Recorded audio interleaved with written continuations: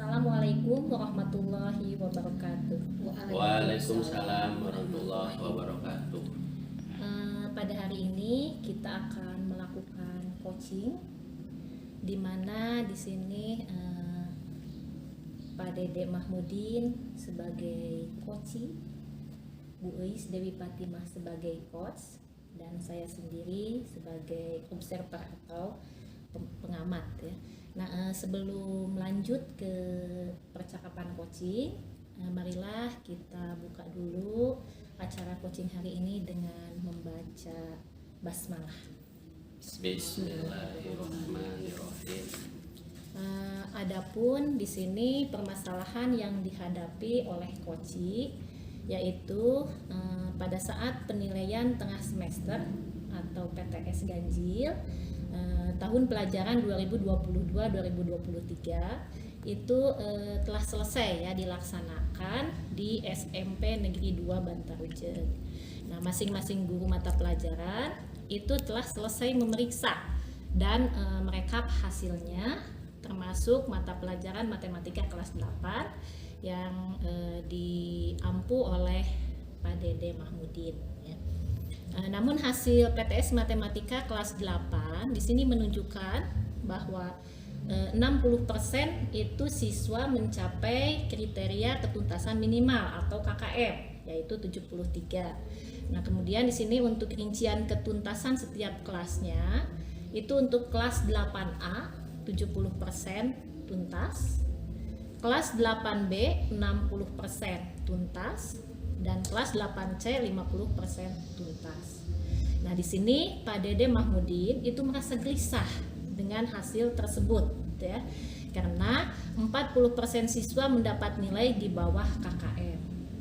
Dan secara keseluruhan pun masih di bawah 75% mencapai KKM. Nah, di sini Pak Dede pun itu mengajak Bu Eis sebagai wakasek kurikulum untuk melakukan coaching.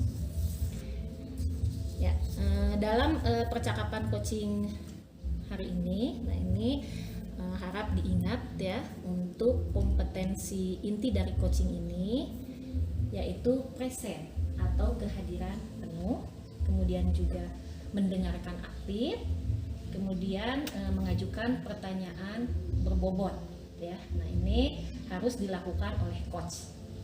Kemudian yang harus dilakukan oleh coaching berarti di sini harus menggunakan prinsip coaching, yaitu diantaranya kemitraan, kemudian proses kreatif, dan memaksimalkan potensi. Ya. Dan tentu saja dalam sesi coaching hari ini itu kita akan menerapkan alur tirta secara berurutan, ya, di mana yang pertama yaitu tujuan. Berarti di sini harus menyepakati tujuan percakapan. Kemudian yang kedua yaitu identifikasi. Berarti mengajak coach untuk mengungkapkan masalah apa yang ingin dicapai. Kemudian juga faktor-faktor yang menyebabkan masalah itu terjadi. Kemudian yang ketiga yaitu rencana aksi. Jadi di sini mengajak coach untuk memikirkan apakah memiliki gagasan untuk mengatasinya, dan kemudian yang keempat yaitu tanggung jawab ya, jadi menyimpulkan apa yang didapat dari percakapan. Nah, itu mungkin tadi kriteria pengamatan yang akan dilakukan oleh saya selaku observer.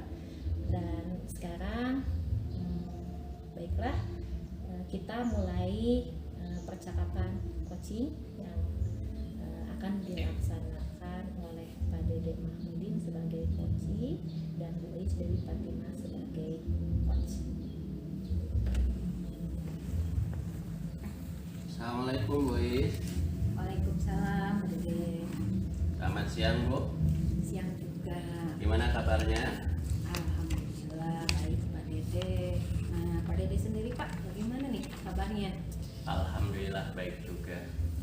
Oh ya Pak, sibuk apa nih sekarang? Kelihatannya padat banget nih. Saya lihat aktivitasnya Pak Dede. Ya begitulah Bu. Saya itu sedang mengembangkan bakat. Bakatku butuh Bu. Ah Pak Dede mah bisa aja. Oh iya Pak, Kemarin Pak Dede WA saya ya, ngajak ketemu dan katanya ada yang mau dibahas dan dibantu oleh saya, Pak. Iya Bu, terima kasih sudah meluangkan waktunya untuk bertemu dengan saya di sela-sela kesibukan Bu Is. Sama-sama Pak Dede, tenang aja Pak. Saya merasa ya ada hal penting yang ingin Pak Dede sampaikan, dan kita juga jarang-jarang juga Pak ngobrol seperti ini nih. Benar nggak Pak Dede? Benar Bu. Emang kita jarang ngobrol ya seperti ini. Bu Is tahu aja kalau saya lagi gelisah. Emang kelihatan gitu dari muka saya. Iya Pak, tuh kelihatan Bapak gelisah sekali nih. Ada apa nih Pak? Betul Bu, saya itu sekarang sedang gelisah sekali. Makanya pengen ngobrol sama Ibu seperti itu Bu. Iya Pak, boleh. Nah kebetulan saya lagi santai juga. Nah silakan kalau ada yang mau disampaikan sama Pak Dede, boleh Pak. Ada Bu, ada yang ingin saya sampaikan. Baik, mau menyampaikan apa nih Pak? Masalah pembelajaran kah atau kegiatan Bapak nih yang lainnya? Masalah pembelajaran Bu yang ingin saya sampaikan. Iya, berkaitan dengan PTSK yang kemarin sudah kita laksanakan Pak. Iya Bu, kok Ibu bisa tahu? Nah ini Pak, saya itu dapat laporan dari Ketua Panitia PTS bahwa nilai PTS semuanya sudah masuk ya, termasuk untuk mata pelajaran Bapak juga, pelajaran matematika Pak. Oh iya, saya lupa. Ibu kan wakasek kurikulum, pasti tahu ya nilai yang sudah masuk PTS yang kemarin itu. Ibu memang wakasek yang baik, hebat, dan tidak sombong. Wah Pak Dede mah bisa aja, nggak ada receh Pak. Saya nggak pegang receh nih. Yang merah aja tuh Bu, jangan receh. Yang merah mah nanti Pak Dede juga dapat tuh kalau gajian. Coba ini jadi gimana Pak? Mau dilanjut nih? Mau dong. Oke, silakan. Apa sih yang membuat Pak Dede itu gelisah? Begini Bu, kemarin kan PTS sudah dilaksanakan, udah diperiksa, saya juga udah meriksa PTS matematik. Ternyata hasilnya itu kurang memuaskan Bu. Jadi masih banyak siswa yang belum mencapai KKM, kriteria ketuntasan minimum. Itu Bu masalahnya. Oh, jadi itu yang membuat Bapak gelisah. Tadi kan Bapak bicara banyak ya Pak ya? Iya. Itu kira-kira berapa persen Pak? Setelah saya periksa yang kelas 8 itu, ternyata yang sudah mencapai KKM-nya itu sebanyak 60% Bu. KKM-nya 73. Jadi ada 40% yang belum mencapai KKM. Nah itu buat pikiran saya gelisah, itu yang 40% itu. Kalau secara per kelasnya bagaimana tuh Pak hasilnya? Kalau per kelas tadi kan 60% keseluruhannya Bu. 8A itu 70% sudah mencapai KKM. Kelas 8B 60%. Kelas 8C 50%. Itu rinciannya Bu. Tapi kalau menurut pada rincian tadi ya Pak, itu menurut saya sudah bagus hasilnya. Kan harus diingat Pak, mata pelajaran matematika itu terkenal loh sulit bagi siswa gitu. Jangan begitu Bu, matematika itu menyenangkan loh. Tetapi hasilnya tidak menyenangkan. Iya, maaf Pak Dede. Nah, selanjutnya bagaimana nih? Begini Bu, jadi tadi 8A, 8B, 8C ketuntasannya semua kurang dari 75% kalau secara kelompok. Dirata-ratakan juga hanya 60%. 70, 60 dan 50. Bagi 3 itu 60%. Jadi masih jauh dari 75%. Iya Pak, sekarang saya bisa memahami ya yang menjadi kegelisahan Bapak dari nilai PTS untuk mata pelajaran matematika tersebut yang ternyata masih kurang dari KKM. Iya, Ya Bu. itu ya karena tadi ada masih 40% siswa yang belum dinyatakan belum tuntas ya Pak ya. Benar, Bu. Apalagi tadi saya katakan 8C itu yang mencapai KKM itu 50% atau hanya setengahnya saja. Kira-kira Pak, apa yang menyebabkan 40% siswa tersebut ya belum bisa mencapai KKM-nya Pak? Nah, itu masalahnya. Saya berpikir apakah itu dari saya sendiri sebagai gurunya atau dari muridnya sendiri atau siswanya itu sendiri. Kenapa yang 40% itu, Bu? Benar sekali Pak. Nah, sebelum lanjut nih, di sini kan ada air minum, boleh Oh, tuh iya. Pak Dede minum dulu. Saya juga mau minum Pak. Nggak boleh. Terima kasih, Bu. Iya, sama-sama.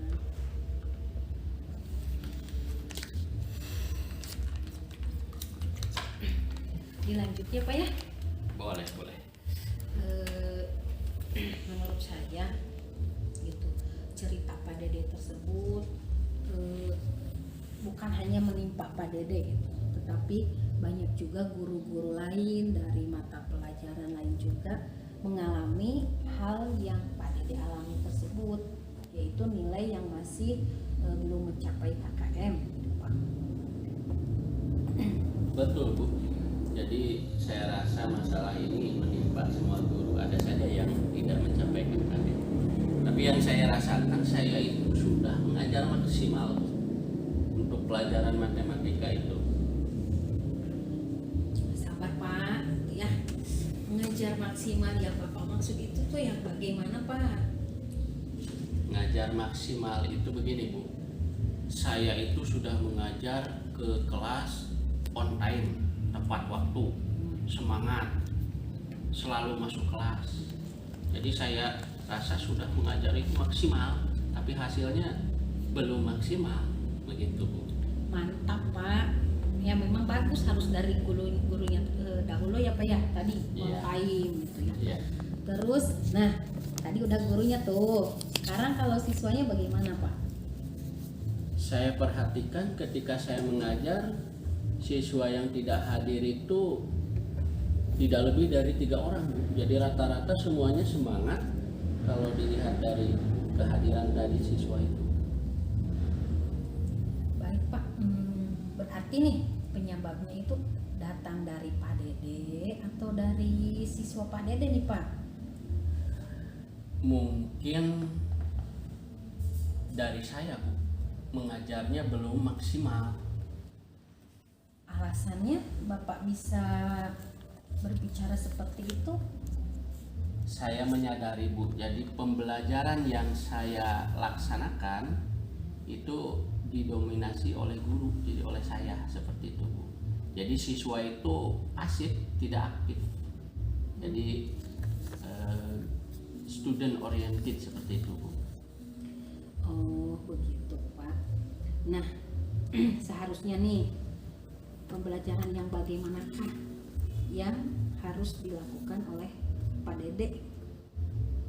Saya itu inginnya itu tadi siswa itu aktif, jadi subjek dalam pembelajaran, sedangkan gurunya ya membimbing saja, seperti itu, Bu. Bagus Pak. Nah di sana berarti guru itu berperan ya sebagai Iya. fasilitator. Kira-kira ada lagi Pak tadi untuk pembelajaran yang Bapak inginkan? Ada, Bu. Saya ingin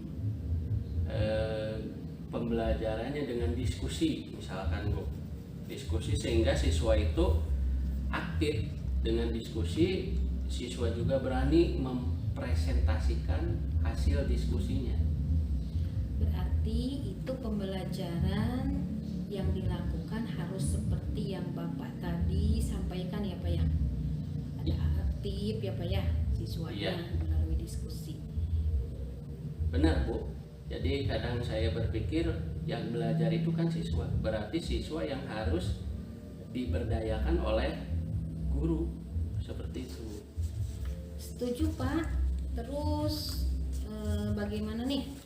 Ada hal lain lagi tidak yang akan Bapak sampaikan terkait dengan pembelajaran yang ideal ya Pak ya? Yang menurut Bapak ideal ya? Ada Bu. Ternyata gaya belajar siswa satu sama lain itu berbeda. Antara satu siswa Nisa dengan Anjar beda.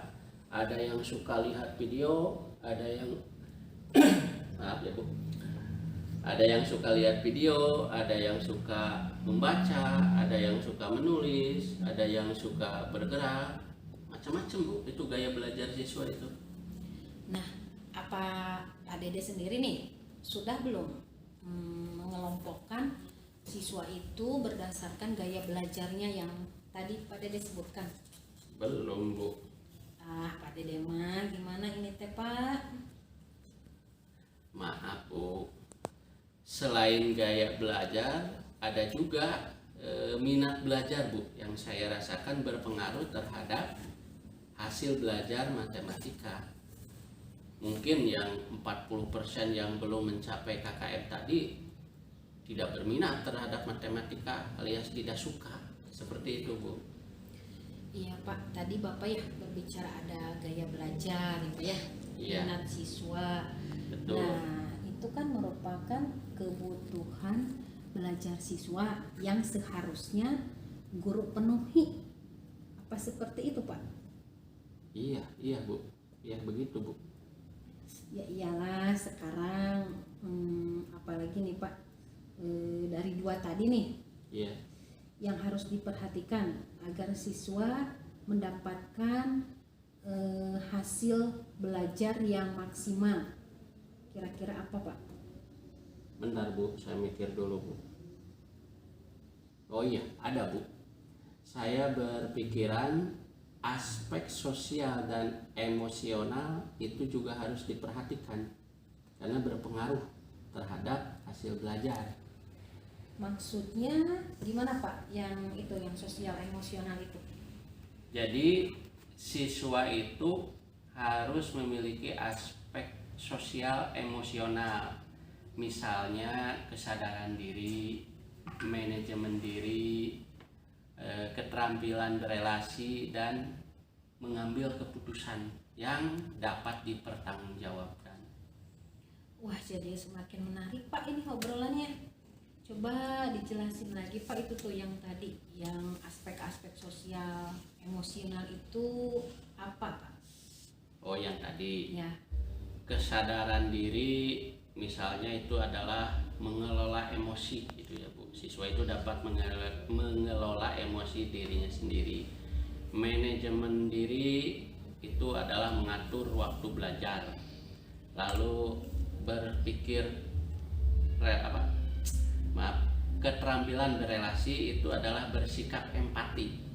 Dan yang terakhir adalah keputusan yang diambil atau yang diucapkan siswa harus bisa disebutkan alasannya, dapat dipertanggungjawabkan lah begitu. Ya, si Pak, saya tuh setuju tuh Pak. Jadi untuk kedepannya nih pembelajaran seperti apa yang akan Bapak laksanakan? Saya ingat sekarang Bu. Jadi yang tadi memenuhi kebutuhan murid itu namanya adalah pembelajaran berdiferensiasi. Dan satu lagi yang aspek sosial emosional, ya pembelajaran sosial emosional. Seperti itu Bu. Jadi Pak Dede akan melaksanakan pembelajaran berdiferensiasi dan juga sosial emosional. Seperti itu Pak. Iya dong. Jadi pembelajaran tersebut akan saya lakukan untuk kedepannya dengan meremedial yang 40% dulu Bu, yang tadi yang belum mencapai KKM itu. Iya. Bagus Bapak, pokoknya yang Sip. Bapak lakukan ya tadi Ya. itu termasuk bentuk tuh tanggung jawab seorang guru gitu. Bagaimana kita mengevaluasi ya hasil dari belajar siswa. Oke Bu, saya mengucapkan banyak terima kasih atas waktunya bisa mengobrol dengan Ibu. Saya bisa merenung, bahwa merenung itu istilahnya sekarang itu refleksi ya dalam kegiatan ini. Kegiatan ini ada juga istilahnya Bu, kalau nggak salah coaching ya Bu. Ya sekarang saya merasa plong, saya sudah menemukan solusi dari kegelisahan yang saya hadapi. Semoga kedepannya nilainya memuaskan Bu. Ya, amin Pak Dede, amin. Nah, pokoknya buat Pak Dede ya Pak ya dari Iya. saya Ya, semangat, selamat melaksanakan apa yang tadi Bapak Dede rencanakan untuk kedepannya dalam hal pembelajaran. terima kasih Bu.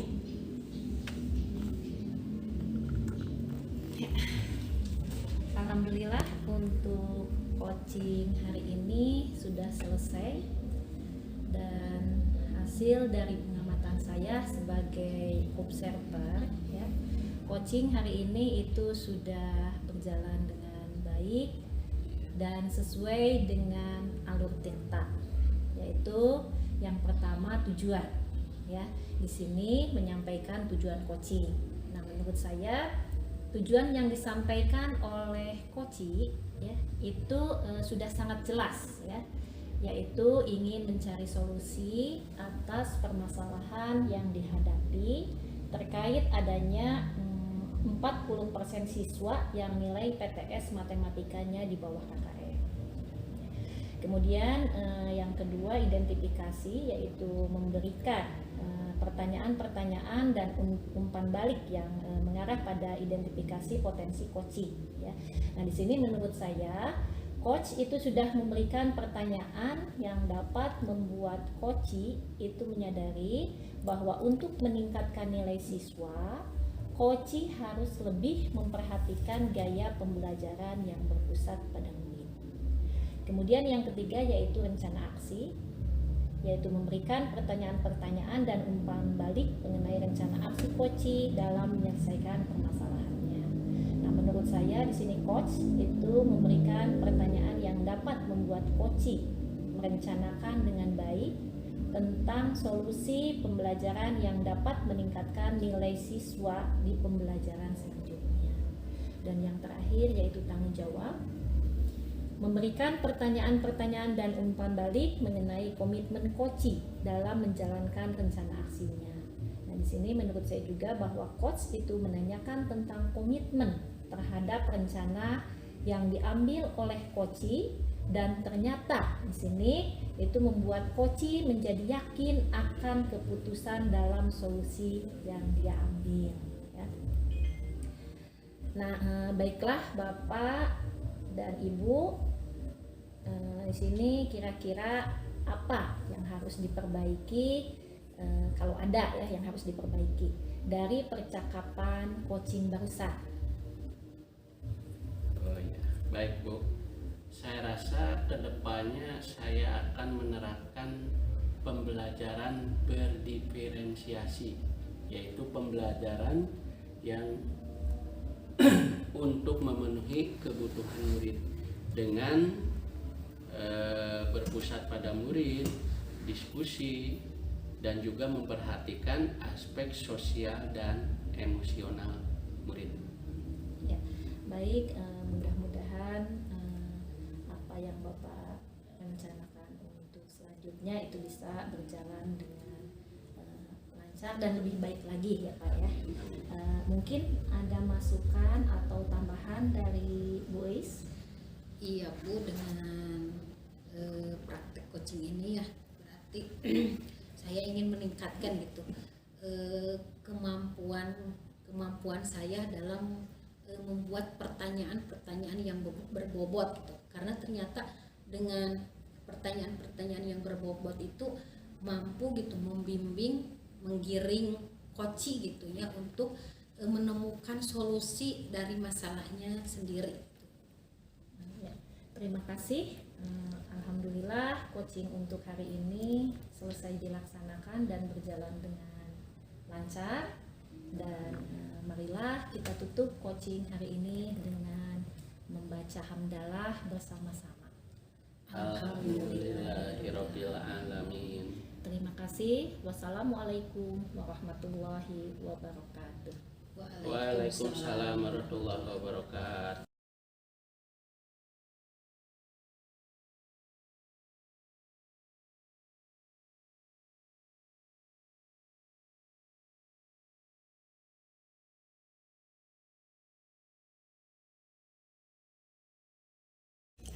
Bismillahirrahmanirrahim. Assalamualaikum warahmatullahi wabarakatuh. Waalaikumsalam warahmatullahi wabarakatuh. Selamat siang Bapak Ibu hebat. Siang. Ya, pada praktek coaching kali ini ya sebelumnya saya perkenalkan diri terlebih dahulu, di mana saya Eis Dewi Fatimah itu sebagai observer, Bu Ani sebagai coach, dan Pak Dede sebagai coach.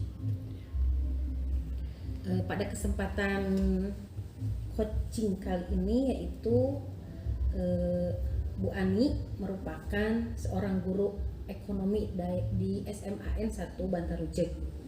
Beliau mempunyai masalah akan kurang antusiasnya murid dalam pembelajaran yang beliau ampu.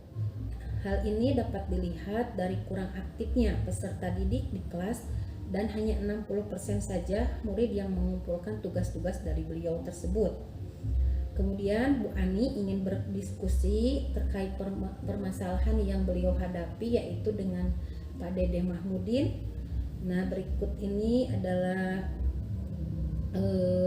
percakapan yang akan dilaksanakan oleh Pak Dede dan Bu Ani.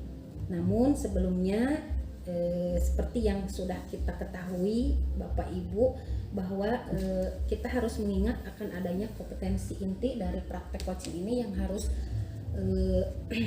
kita tempuh, di mana yaitu yang pertama adalah present, mendengarkan aktif dan juga mengajukan pertanyaan yang berbobot, di mana itu adalah merupakan kompetensi yang harus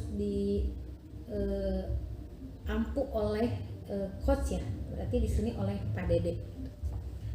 Dan untuk coach yaitu di sini harus memegang prinsip coaching.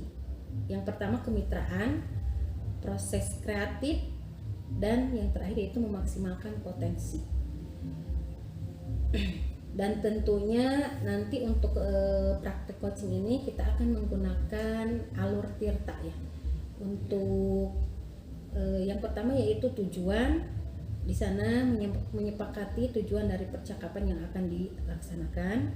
Dan yang kedua yaitu identifikasi, mengajak coach mengungkapkan masalah, apa yang ingin dicapai jika masalah hilang, faktor-faktor yang menyebabkan hal tersebut.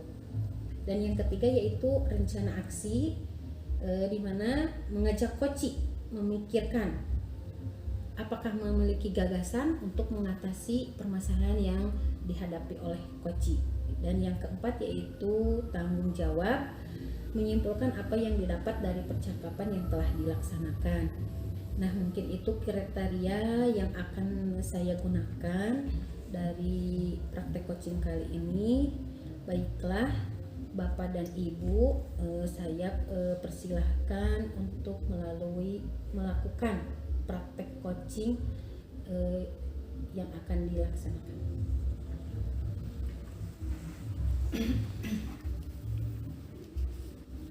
Assalamualaikum Pak Dede. Waalaikumsalam Bu Ani. Bagaimana kabarnya hari ini Pak Dede? Alhamdulillah sehat, baik. Bagaimana Bu Ani sendiri? Alhamdulillah, untuk keadaan hari ini saya baik. Cuman ada yang kurang baik juga ya mengenai permasalahan di kelas ya atau di sekolah. permasalahan Ibu ya, sampai-sampai Ibu kurang baik seperti itu. Iya Pak Dek, begini Pak, tapi mohon maaf ya sebelumnya, bolehkah saya meminta waktunya? Tentu boleh Bu, apa sih yang tidak buat Bu Ani? Ya, terima kasih Pak. Jadi di sini saya mau bercerita tentang apa yang saya rasakan akhir-akhir ini di kelas Pak. Baik, silakan diceritakan. Begini Pak Dek, akhir-akhir ini itu saya merasa murid-murid di kelas itu yang saya ajar ya, jadi kurang antusias dalam menerima pembelajaran dari saya ya, dan juga di sini murid-murid yang mengerjakan tugas dan mengumpulkan tugas itu hanya sekitar 60% saja dari setiap kelasnya gitu Pak. Jadi kalau menurut Bu Ani, apa yang diharapkan dari obrolan kita siang ini? Saya mengharapkan solusi atas permasalahan saya tentang antusiasme murid-murid yang saya ajar dulu Pak. Baik. Mudah-mudahan dari obrolan kita dapat menemukan solusi ya Bu ya, yang Ibu harapkan. Sebelumnya menurut Bu Ani tadi dikatakan murid-murid itu kurang antusias dalam pembelajaran ekonomi bersama Ibu. Lalu gimana selanjutnya Bu? Jika saya ingat kembali, hal yang menyebabkan murid-murid saya itu kurang antusias adalah pertama karena model pembelajaran yang saya berikan itu kurang bervariasi Pak, sehingga mereka mungkin bosan ya.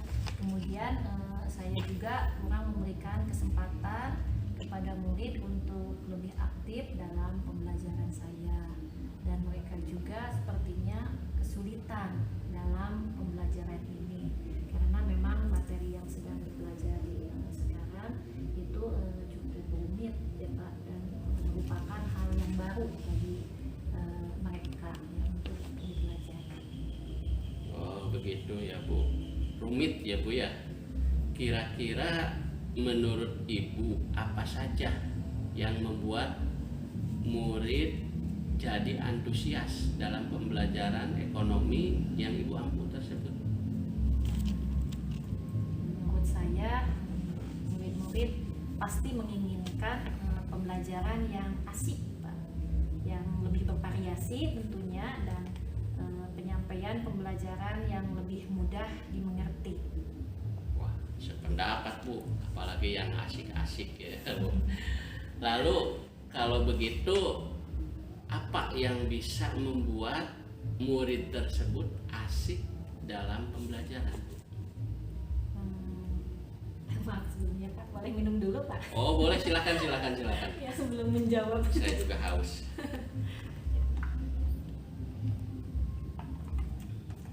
Ya, terima kasih Pak. Ya. Tadi Bapak bertanya pendapat saya kira-kira pembelajaran yang seperti apa ya Pak ya, yang menurut murid-murid mengasihkan gitu ya. Ya, yang asik.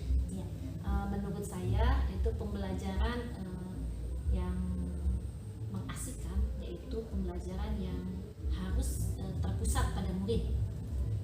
Murid di sini diminta untuk aktif dalam pembelajaran, kemudian adanya ice breaking itu supaya anak-anak tidak jenuh, ataupun games ya supaya pembelajaran lebih menarik ya, serta di sini memberikan penyampaian pembelajaran berdasarkan minat murid ya, sehingga nanti mereka itu dapat memahami pembelajaran yang saya berikan. Oh begitu. Jadi ada ice breaking ya Bu ya, tadi ada game. Lalu kalau tugas ya Bu, apa yang menyebabkan murid itu kurang antusias atau tidak mengerjakan atau tidak mengumpulkan Bu? Kemungkinan karena tugas yang saya berikan terlalu banyak Pak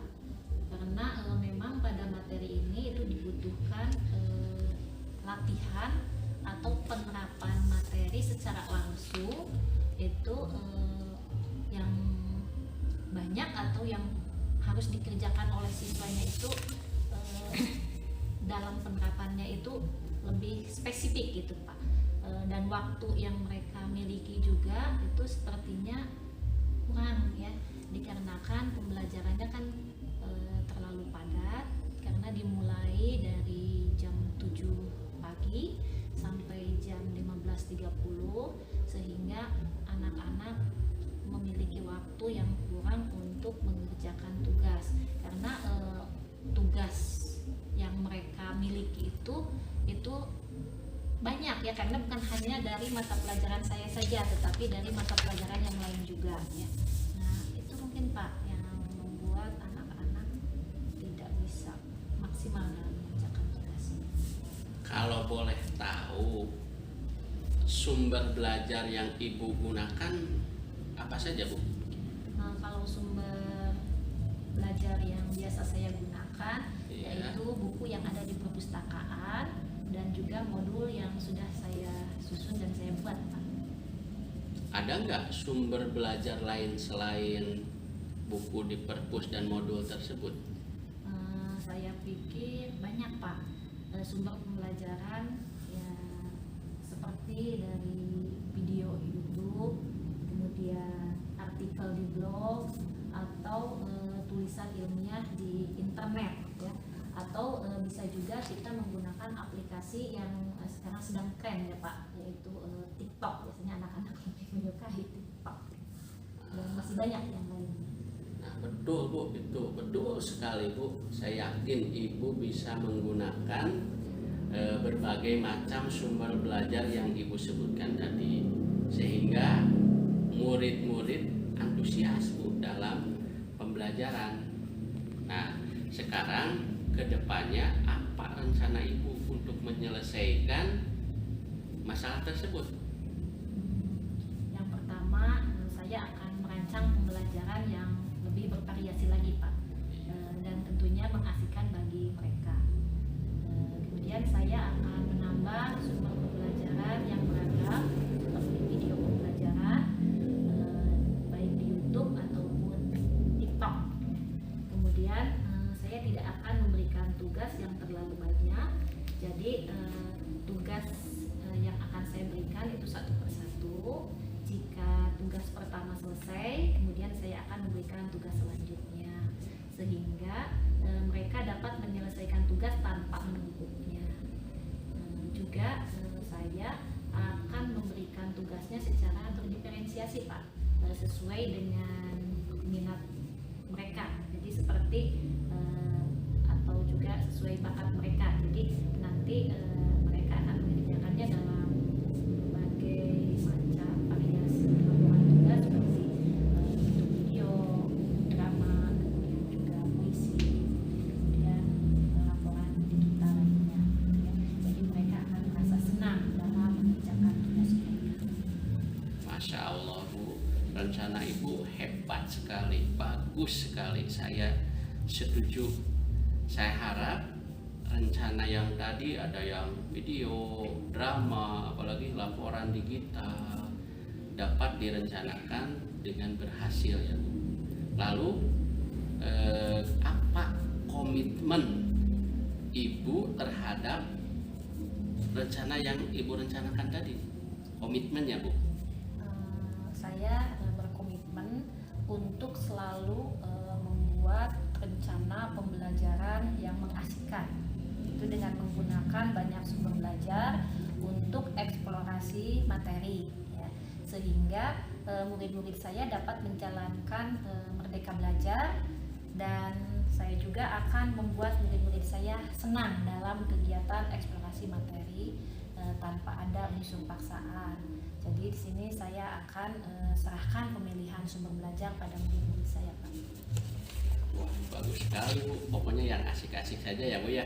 Saya sangat mendukung Bu kalau yang asik-asik. Mudah-mudahan semua berjalan lancar sesuai harapan Ibu ya. Jadi murid-murid antusias dalam mengerjakan tugas Ibu ya.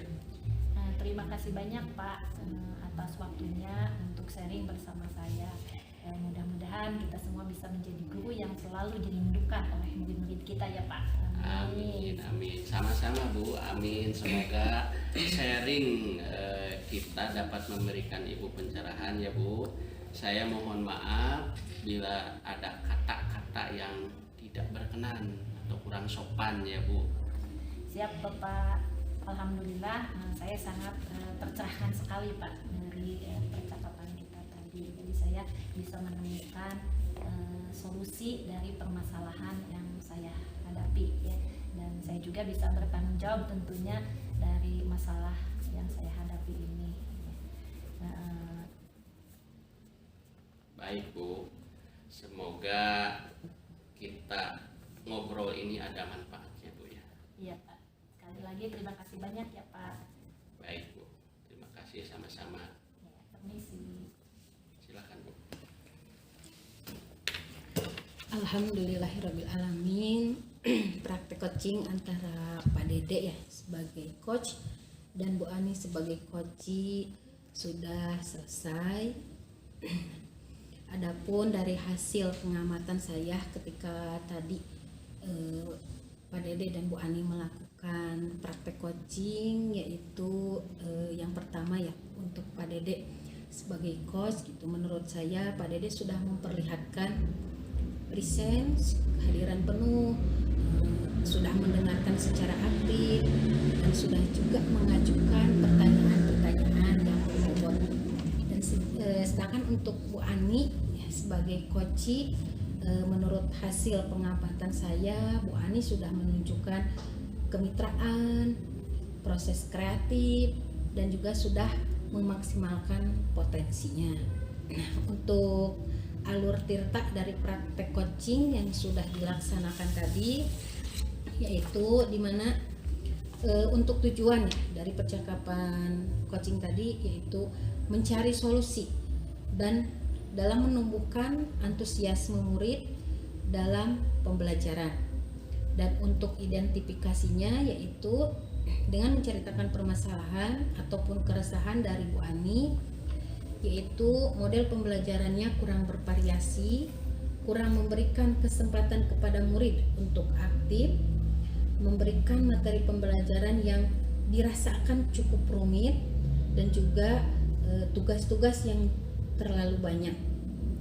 Sedangkan untuk rencana aksi, yaitu dengan menjabarkan gagasan atau ide untuk mengatasi keresahan tersebut, yaitu dengan merancang pembelajaran yang lebih bervariasi dan juga mengasyikkan, menambah sumber pembelajaran yang beragam, dan tidak akan memberikan tugas yang terlalu banyak, tetapi dengan memberikan tugas yang secara berdiferensiasi, yaitu sesuai dengan minat murid.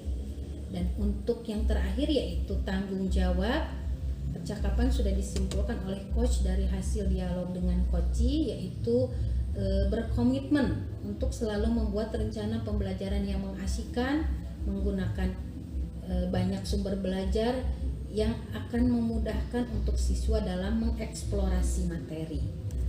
Baik Bapak Ibu hebat, di sini apa kira-kira yang harus diperbaiki dari percakapan coaching yang sudah tadi Bapak dan Ibu laksanakan? Boleh dari Bu Ani dulu, Bu. Baik Bu, terima kasih.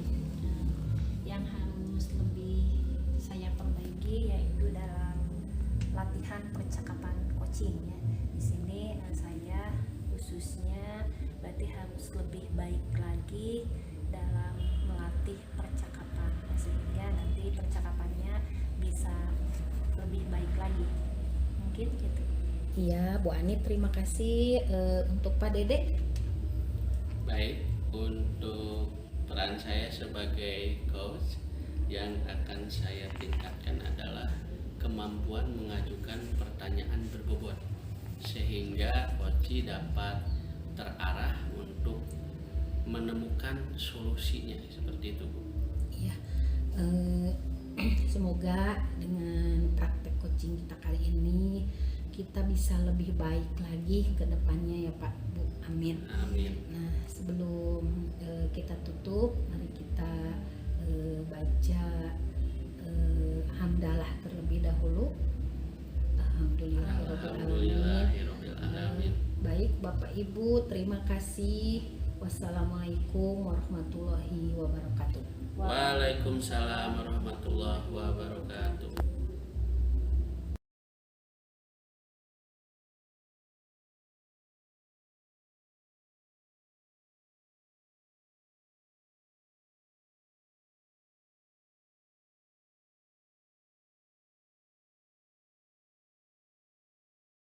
Assalamualaikum warahmatullahi wabarakatuh. Waalaikumsalam warahmatullahi wabarakatuh.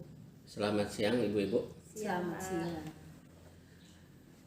Bu-ibu, kita akan mulai kegiatan coaching ini. Mari kita mulai dengan ucapan basmalah. Bismillahirrahmanirrahim. Kegiatan coaching ini di mana Bu Eis Dewi Fatimah sebagai coach dan Bu Ani Mulyani sebagai coach. Saya sendiri Dede Mahmudin sebagai observer. Harap diingat ibu-ibu, untuk kompetensi inti dari coaching ini ada 3. Yang pertama adalah kehadiran penuh atau presence. Yang kedua adalah mendengarkan aktif. Dan yang ketiga adalah mengajukan pertanyaan yang berbobot. Itu harus dilakukan ibu tadi, baik Bu Dewi sebagai coach maupun Bu Ani sebagai coach. Dan tentu saja alur yang kita gunakan adalah TIRTA. T-nya itu adalah tujuan, I-nya adalah identitas, dan R-nya itu rencana aksi, dan yang terakhir T-nya itu adalah tanggung jawab. Nah, itu tadi kriteria pengamatan yang akan dilakukan oleh observer. Silahkan ibu-ibu untuk mulai kegiatannya.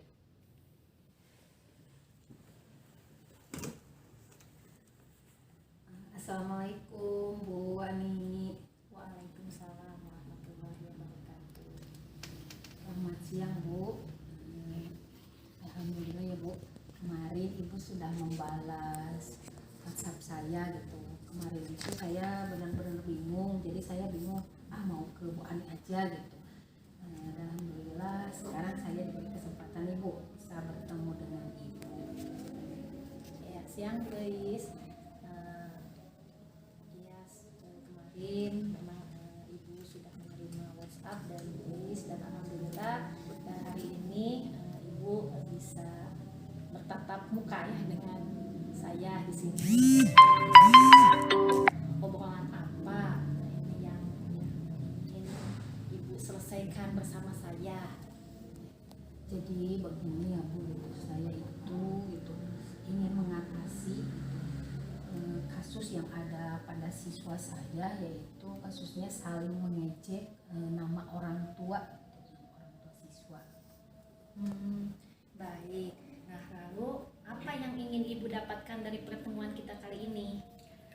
Saya ingin mengetahui langkah ataupun upaya apa saja supaya saya bisa menghentikan kasus saling mengejek nama orang tua yang sekarang sangat meresahkan Bu di sekolah saya. Baik Bu. Nah, apakah Ibu bisa menjelaskan bagaimana situasi saling mengejek nama orang tua tersebut? Jadi kejadiannya Bu sudah bisa dikatakan sering nih, karena gitu dari kejadian yang sudah itu mulai dari kelas 2 sampai kelas 3, kelas 4, kelas 5 dan kelas 6 itu pernah mengalami yang namanya kasus saling mengejek tersebut. Jadi ini sangat meresahkan kami gitu selaku guru, dan juga tentunya untuk siswa yang lain ya, karena terkadang Bu dari kejadian saling mengejek tersebut itu bisa berdampak pula pada kasus perkelahian gitu. Jadi siswa yang lainnya pun akan merasa ketakutan. Wah, ternyata cukup sering ya Bu kejadiannya. Nah, lalu apa saja yang mempengaruhinya sehingga hal tersebut itu dapat terjadi? Berdasarkan penelusuran saya sendiri ya Bu gitu, dari beberapa kejadian kasus tersebut itu yang pertama hanya sekedar bercanda gitu Bu ya dari anak-anak tersebut gitu. Terus ada juga yang karena beberapa siswa itu melakukan atau mengejek nama orang tua itu karena merasa saya itu loh paling kuat gitu ya. Terus kadang juga itu dilakukan oleh siswa kelas tinggi ke kelas rendah karena wah saya ini kan kelas tinggi tuh gitu, pasti kelas rendah gitu, takut sama saya, jadi kadang itu dilakukan juga sama kelas bawah gitu. Oh, jadi berarti anak-anak itu merasa diri mereka itu paling kuat ya, jadi sehingga mereka mengejek orang lain, begitu ya Bu? Nah, Ya. jadi berdasarkan penjelasan yang Ibu berikan, nah kira-kira situasi apa yang diinginkan oleh Ibu dalam permasalahan ini? Tentunya Bu itu kasus tersebut tidak lagi ada gitu atau berhenti gitu ya. Jadi tidak ada lagi kasus saling mengejek nama orang tua gitu, sehingga tidak terpicunya berbagai perilaku-perilaku tidak baik ya, seperti tadi adanya perkelahian gitu di sekolah. Nah, sehingga dengan begitu saya harapkan ya terciptanya gitu kondisi sekolah itu yang nyaman gitu. Terus aman, tentunya aman di sini yaitu untuk siswa yang lainnya gitu. Karena kan kalau perkelahian itu siswa-siswa yang lain akan merasa takut ya Bu. Terus sehingga gitu di antara murid-murid akan terjalin hubungan baik antar sesama murid itu sendiri Bu. Begitu ya Bu. Adakah cara untuk mewujudkan hal tersebut Bu? Caranya karena itu kasus siswa ya Bu ya, yang dilakukan oleh siswa gitu, dengan adanya gitu murid rasa saling memahami akan pentingnya hubungan sosial yang baik gitu antar sesama murid, dan juga ada rasa saling menghormati, menghargai gitu di antara mereka, dan juga ada tempat selira gitu dari mereka sehingga mereka bisa merasakan tuh bagaimana kalau diejek gitu, seperti itu mungkin ya Bu. Jadi kira-kira gagasan apakah buat ini saling memahami akan pentingnya menjaga hubungan sosial dengan orang lain, kemudian juga saling menghormati dan saling menghargai teman ya, dan juga tepat selera dengan sesama. Bu, sebelumnya boleh nggak minum dulu nih? Ya, haus? ya silakan diminum dulu.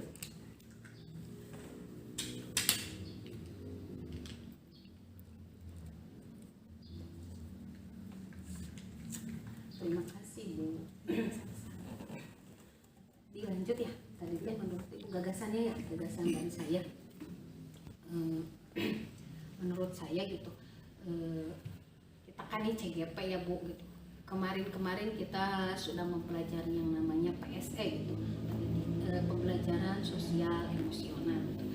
Mungkin dengan itu gitu, dengan mengimplementasikan PSE gitu, itu akan jadi gagasan saya yang pertama, di mana gitu kita bisa mengambil indikator PSE itu melalui pembelajaran yang eksplisit ya. Terus yang kedua terintegrasi dengan pembelajaran di kelas. Yang ketiga yaitu penciptaan iklim kelas dan sosial budaya.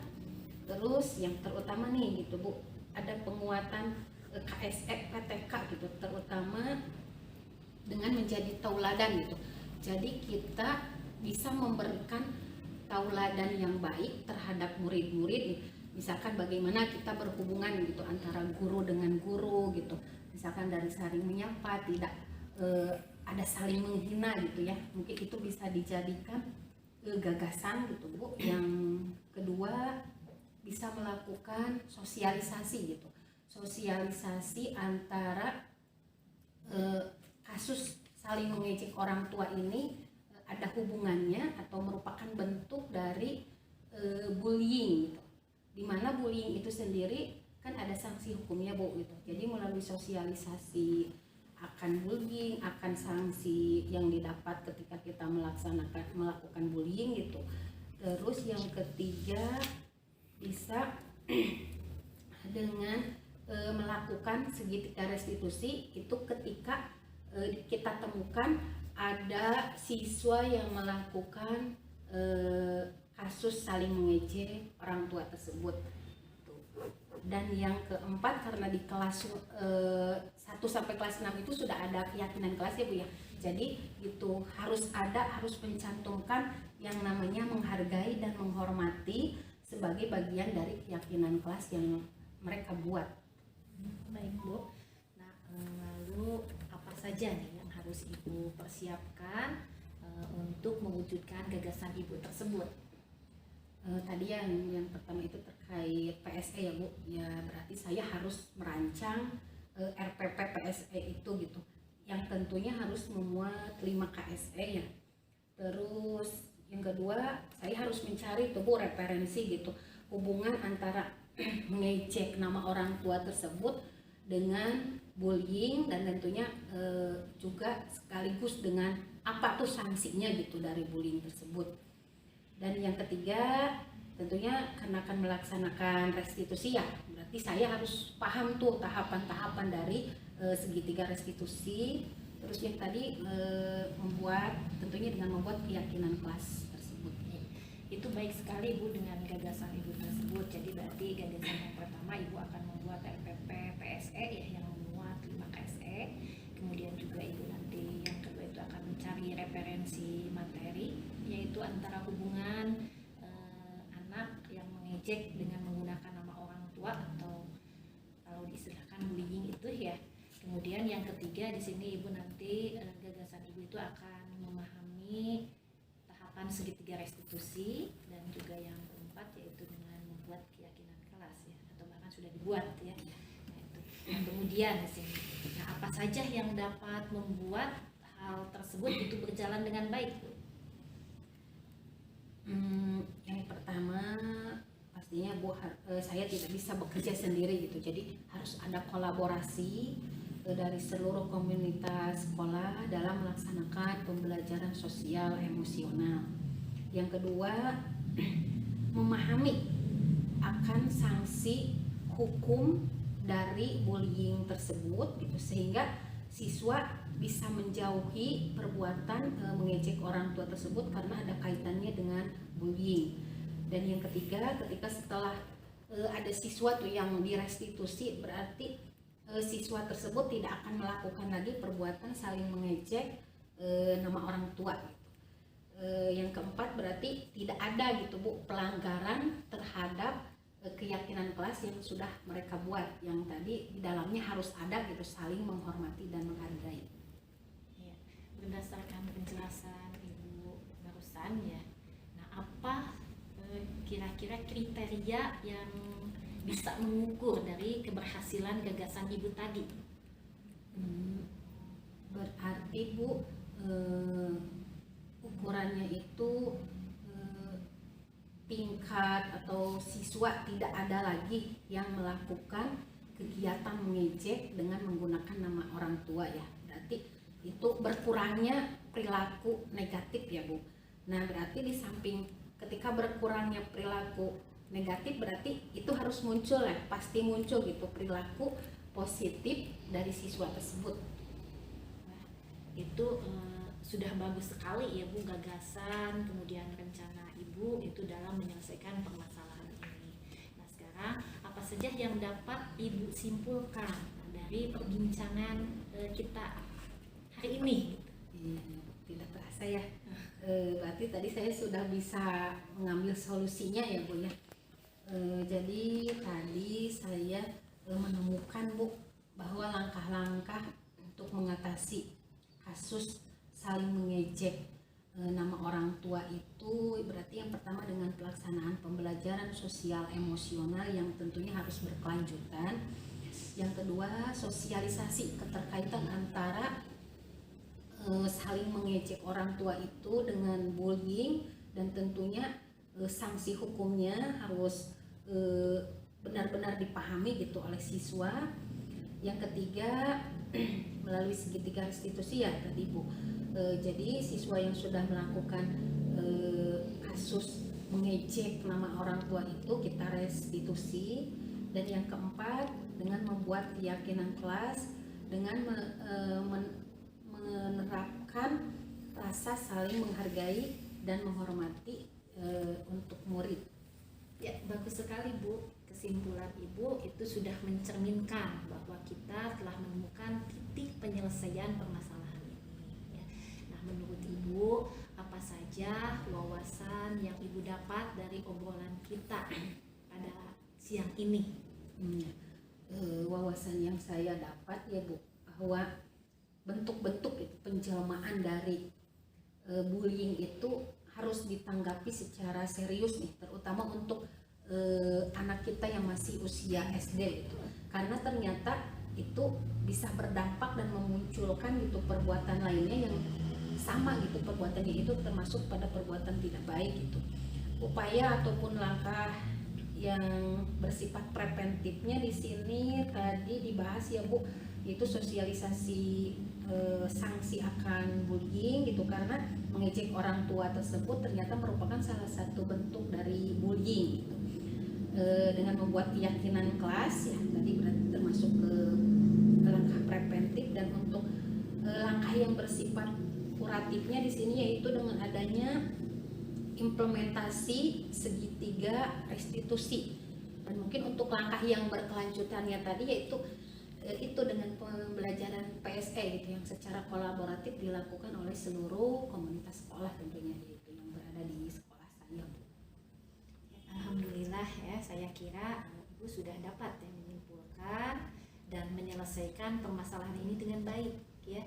Kalau begitu mungkin kita akhiri saja obrolan ini ya Bu. Kebetulan setelah ini itu saya ada keperluan lain. Ya, mudah-mudahan di sini Ibu mampu menyelesaikan permasalahan ini sesuai dengan rencana ya yang telah kita buat barusan ya. Mungkin itu Bu. Ya Ibu, terima kasih sebelumnya ya. Alhamdulillah tadi berkat obrolan dengan Ibu saya bisa menemukan solusi itu dari permasalahan saya, dan terutama untuk waktunya yang mungkin tadi Ibu karena ada keperluan ya Bu ya. Sebelumnya itu saya mohon maaf nih juga gitu sudah menyita waktunya yang cukupkan sekian ya Bu ya.